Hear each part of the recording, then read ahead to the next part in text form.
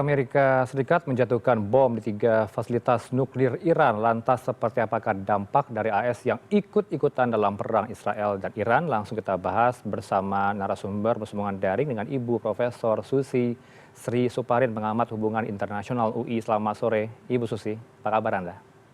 Selamat sore, selamat sore. Ya Bu, dengan aksi saling berbalas serangan ini Bu, bagaimana kemudian situasi yang kita bisa sebut hari ini? Situasi gentingkah, geopolitik yang tidak menentu, kian memanas? Situasi genting, iya jelas, karena yang dihadapi adalah pembalasan dari Iran dan akan diganggu oleh pembalasan lagi oleh Amerika Serikat. Itu yang masih sangat rawan ya. Rawan untuk bisa kita prediksi ke arah mana Iran ini langkahnya. Kemudian ini kan Menlunya bertemu langsung dengan Presiden Rusia, Putin, Bu. Ini bagaimana kemudian melihat pertemuan ini?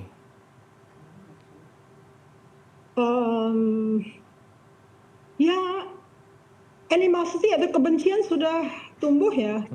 Mulainya dari narasi-narasi pemimpin yang sebetulnya sangat mengganggu karena sifatnya adalah membenci Israel dan menghapuskan Israel dari wilayah Timur Tengah. Padahal sesungguhnya narasi itu akan diingat selalu oleh Netanyahu dan Amerika Serikat. Jadi agak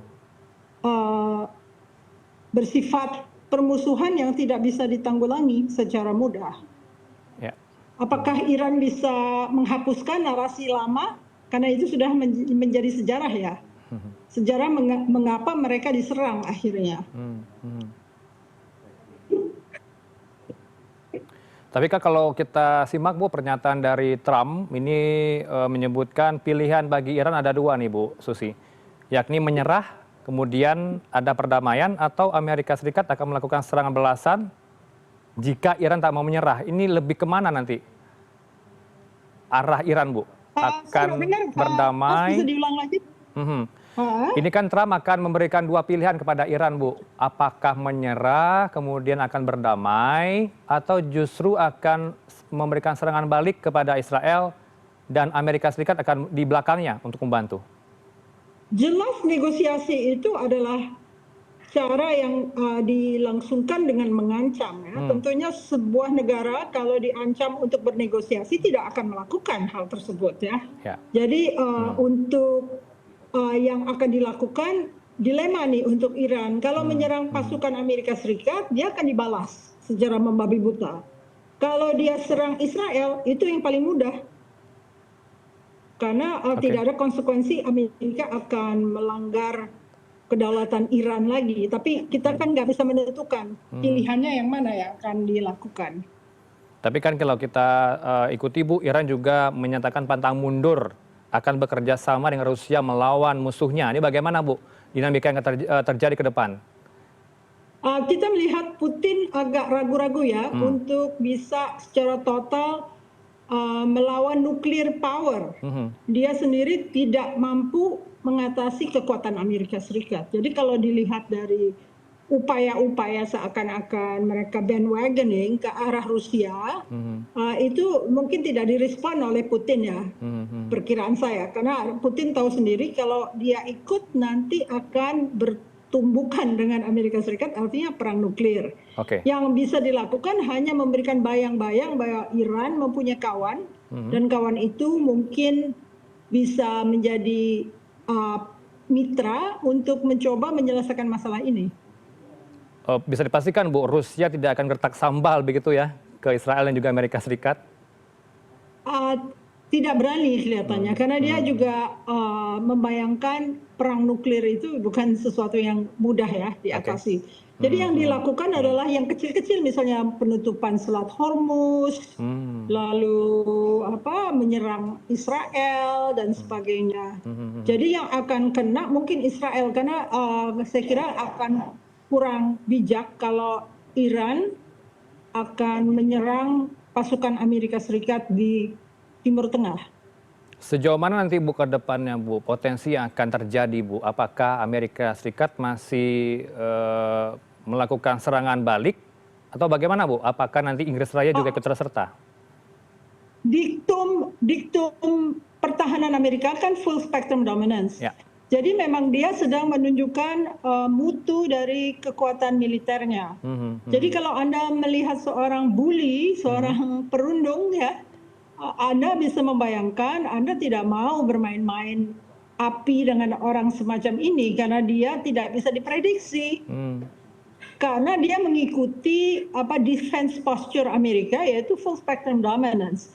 Dia harus dominan dan kondisi dalam negerinya mendorong dia untuk melakukan peperangan agar rakyatnya setia kepada presidennya. Itu yang menjadi kunci permasalahan yang tidak selesai ini. Padahal negara lain juga rasa ragu-ragu untuk terjun ke wilayah perang nuklir. Jadi mungkin yang akan dibantu adalah China memberikan alat untuk membantu perlu kendalinya dan sebagainya, sehingga akhirnya mereka terlibat tapi tidak terlihat secara langsung. Karena peluru kendali Iran itu membutuhkan energi dari hal yang bisa diekspor oleh China. Itu jadi nggak nyata kemitraannya itu, tapi mereka membantu dalam hal yang kecil-kecil. Saya kira mungkin ini harus dengan sangat bijak diambil oleh Iran, jangan gagah-gagahan dalam soal nuklir. Seperti waktu Jenderal Sulaimani dibunuh, dia kan tidak memberikan reaksi, ya. Jadi Iran cukup bijak untuk memilih jalan mana yang paling aman untuk diambil, karena yang menjadi kekhawatiran dari pejabat-pejabat tinggi Amerika, misalnya wakil presidennya saja sudah menyatakan. Kasihan tentara Amerika yang berada di Timur Tengah karena akan menjadi sasaran dan mereka sudah siap untuk menjadi sasaran Iran. Tapi apakah itu harus diambil? Kalau Anda mau bijak dan menghindarkan perang nuklir dengan Amerika Serikat yang sekarang sedang kuat, bermutu pertahanannya, Anda seperti bunuh diri.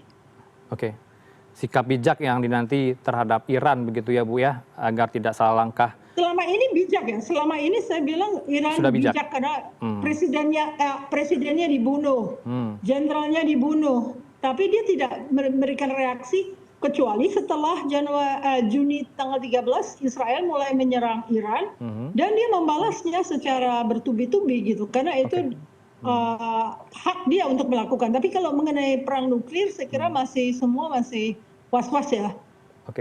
Jangan sampai ya Bu ya perang nuklir akan terjadi di dunia ini Bu. Kalau kita melihat lagi ke belakang yang sejarahnya Bu ya, keberadaan nuklir Iran ini tidak lepas dari peran dari Paman Sam ya. Amerika Serikat dalam mendanai proyek senjata pemusnah massal di negeri para mullah ini pada dekade 1950-an saya catat Bu. Ini bagaimana kemudian bisa yang kita lihat saat ini tidak berbanding terbalik ya. Dulu Amerika Serikat mendanai Iran untuk proyek senjata pemusnah massal, tapi sekarang berada di belakang Israel. Ini bagaimana melihat aksi militer AS terhadap fasilitas yang disebut sebagai lokasi nuklir Iran mencerminkan pembalikan sikap drastis Bu terhadap puluhan tahun silam? Amerika adalah negara kuat yang akan melakukan apapun kepada negara lemah. Jadi itu aja pedomannya. Kalau kita nggak memahami bahwa negara kuat itu mempunyai hak untuk melakukan apapun juga, misalnya tadinya dia bersahabat dengan Irak kan, Saddam Hussein sahabat Amerika Serikat, tapi bisa bermusuhan dan akhirnya dibunuh oleh Amerika sendiri. Jadi kita harus juga berhati-hati. Kita jangan sampai meniru ancam-mengancam yang akhirnya dicatat sebagai narasi-narasi negatif yang mengancam mereka, karena mereka akan lebih kuat untuk melawan kita. Dan kita nggak punya cara untuk menanggulangi kebengisan ya, kalau saya bilang bengis ya. Karena kekuatan itu memberikan super power itu kemungkinan untuk melakukan apapun yang dikehendaki. Nah ini yang harus dihindarkan. Jadi narasi para pemimpin dunia sebaiknya dikurangi untuk mengandung ancaman-ancaman yang bisa dicatat. Sayangnya Ayatullah telah berangsur-angsur memang menekankan bahwa Israel ada musuh Iran. Israel harus musnah. Nah itu kan tidak mudah dihilangkan dari memori orang-orang yang terlibat dalam persiapan peperangan ya. Iya, iya, iya. Narasi harus dibangun, narasi yang mendamaikan, mendinginkan gitu ya Bu ya, situasi yang kian memanas saat Benar, ini. benar. Itu Oke. yang harus dicamkan oleh Indonesia juga, karena Mhm. Indonesia juga dalam posisi lemah ya. Baik, kalau melihat posisi Indonesia yang lemah itu Bu, bagaimana sikap kita saat ini? Apakah menjadi pihak yang akan mendamaikan atau bagaimana Bu ya? Apa diam ayam ada ayam saja Bu di Republik ini, presiden kita? Mendamaikan masih jauh ya, Hmm, karena pertama kita harus berani untuk menunjukkan bahwa kita sesuatu negara yang diandalkan. mhm, mhm. Kita belum sampai di situ, reputasi itu penting sekali. Oke. Reputasi dari Indonesia yang sekarang ini sedang mengalami berbagai tantangan dalam Hmm, artian perekonomian, ya. tentunya akan susah untuk didudukan sebagai satu negara yang bisa diandalkan Hmm, oleh dunia untuk melakukan kebijakan luar negeri yang handal. Ya, jadi kita oke. harus Hmm. juga paham tentang posisi Indonesia dan seberapa jauh yang bisa kita lakukan untuk Oke, mendamaikan dunia karena ini. sikap kita non blok begitu ya Bu ya?